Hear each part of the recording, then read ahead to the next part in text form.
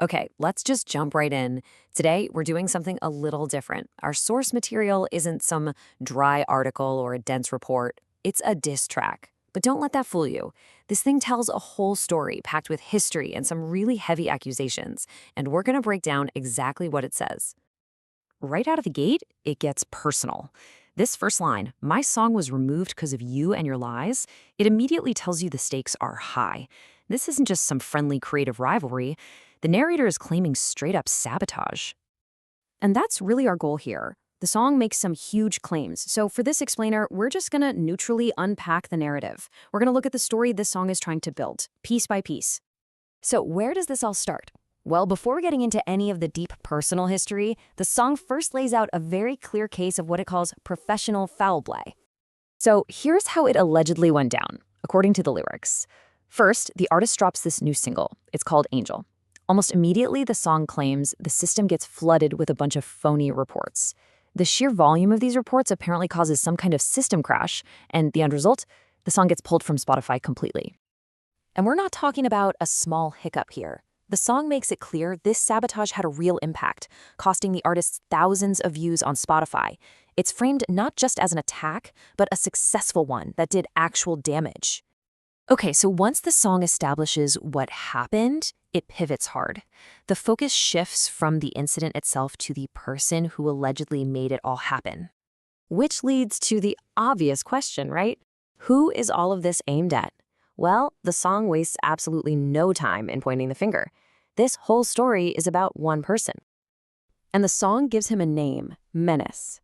From this moment on, pretty much every single line is aimed squarely at him. And this next line, it's basically the whole thesis of the song in a nutshell.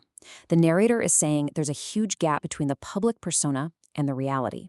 The whole menace image is just a cover for someone who's really just a threat to other people's success.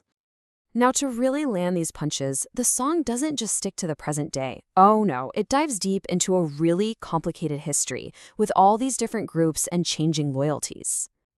Okay, this might look like a lot, but let's quickly unpack the cast of characters laid out in the lyrics.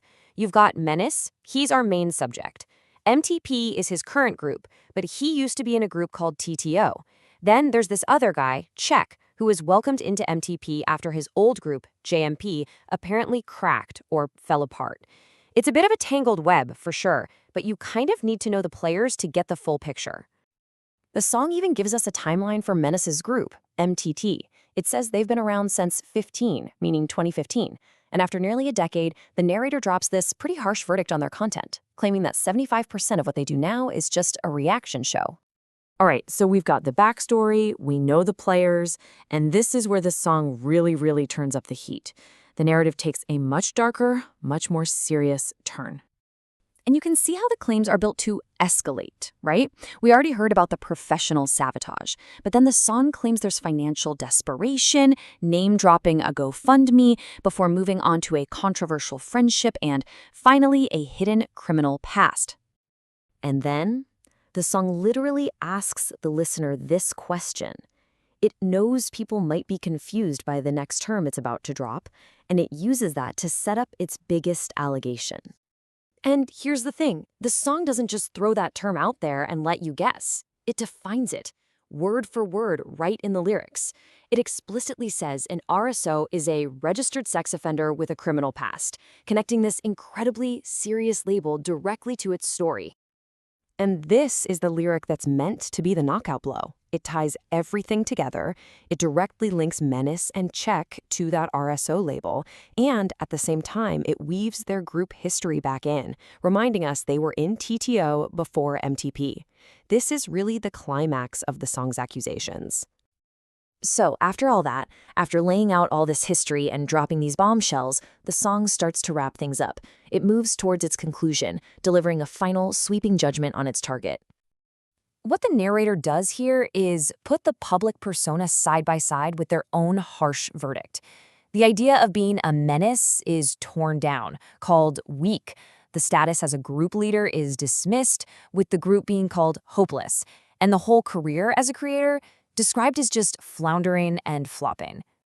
So, at the end of the day, the story this diss track tells is one of supposed inauthenticity, leading to what the narrator sees as total failure, both professionally and personally. Every single line is designed to take apart a reputation and show what the artist claims is the real person underneath. And that kind of leaves us with this final question, doesn't it? We've just walked through the narrative, exactly as it's presented in the source material. But when a story is put together and delivered with this much anger, with this much personal baggage, it really makes you think about the nature of truth in these kinds of conflicts. What's fact, what's perspective, and where do those two things collide?